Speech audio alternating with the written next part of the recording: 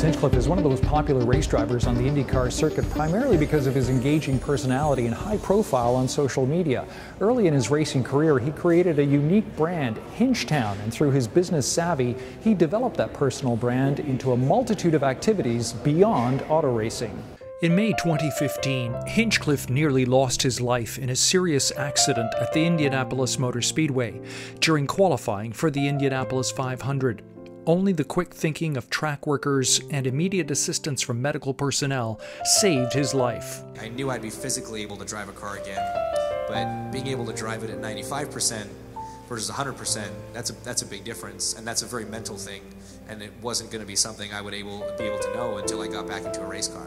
So for sure, that first test, there was a little bit of, anxiety, a little bit of apprehension, back in my mind, thinking, hey, am I going to be able to perform at the level I need to perform at? I knew I'd be able to get the car around the track. That's relatively easy in the grand scheme of things, but would I still be able to race against Scott Dixon's and Ryan Hunter-Reay's and Helio Castroneves? Is that the level I'll still be able to perform at?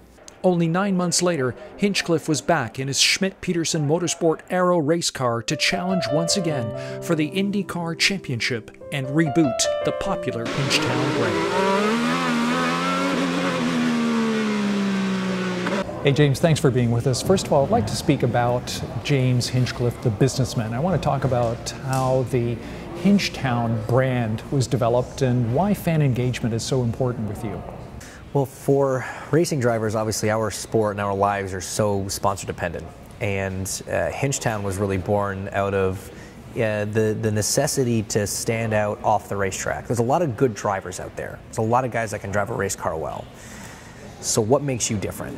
And I was coached very young in my career, very early in my career, that you really had to stand out off the racetrack. You knew you were going to be a spokesperson for companies and represent yourself and have a brand essentially. So Hinchtown was kind of the brainchild of that whole discussion, and self-proclaimed mayor and the whole bit. And it has been a great tool. It's been something that's kind of taken on a life of its own, and fan interaction, social media is such a huge part of our sport because we are so sponsor dependent. These are very valuable metrics for sponsors, what your social media reach is, and a great way to grow it is interacting and doing stuff different. You have such a presence on social media. You have followers, thousands of them on Twitter and Instagram and so many other various activities. How did you develop that entrepreneurial spirit? Well, I think I had a great mentor in my father. My father's a successful businessman, and I learned a lot of good lessons from him. But you're thrust into the business side of the sport at such a young age. By 16, I was sitting in boardrooms pitching myself to CEOs, and that's the kind of life experience that most 16-year-olds aren't having. And you learn that it's such an essential part of the sport that you have to be good at it. You've got to be just as competitive and have that same competitive spirit off track as you do on, or you're never going to be able to compete. As the only Canadian driver on the IndyCar circuit, you obviously have the opportunity to draw on Canadian sponsorship. There are some benefits to that. What are the drawbacks of being kind of the lone voice from Canada? There are certainly drawbacks, but at the same time, I'm very proud to be representing the Maple Leaf and doing what I can to give Canadians something to cheer for. And the support that I felt from back home has just been incredible. Right from day one of my IndyCar career, it's just been awesome, and I can't thank Canada enough for all that support. And it's great. Today we're able to announce that Petro-Canada come on board as a partner, and we're starting to get a little bit more corporate interest. The hard part with corporate Canada is if it's not hockey, it's a tough sell.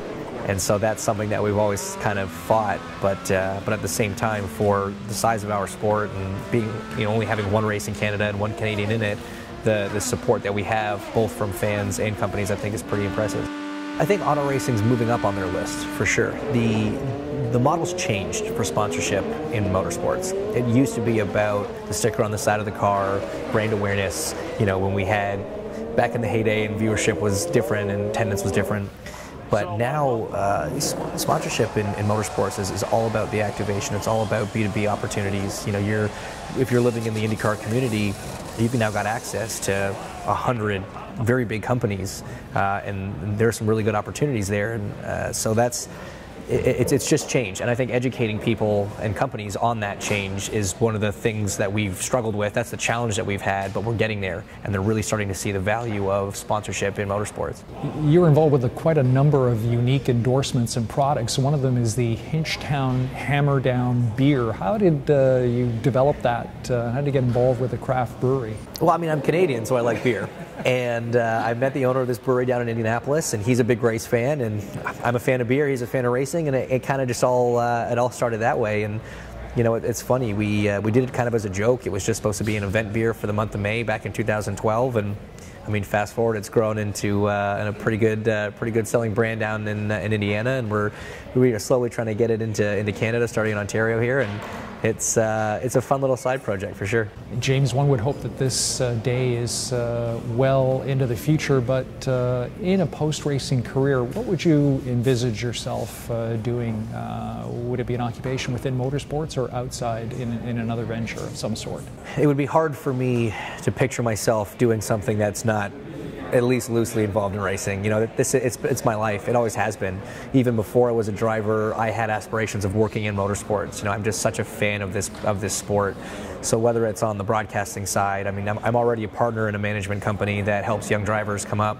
So that's something that, you know, post my driving, I think that I could take on a more hands-on, more day-to-day role and help grow that business. And I'm always looking for other business opportunities as well, because I realize that as an athlete, my earning potential that's a pretty narrow window, and I don't want all of a sudden be there on the day I retire, helmet in hand, and think, oh no, now what? You know, so I really am trying to plan for the future as best I can.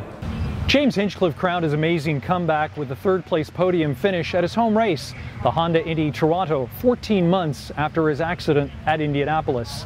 The self-anointed mayor of Hinchtown, who as a boy started racing on a track similar to this one, is a serious contender for the IndyCar title and a true ambassador for the sport and the business of auto racing.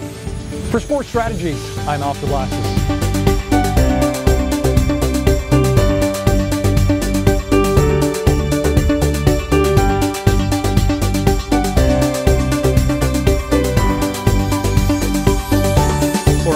To all the episodes in this series, subscribe now to Sports Strategies.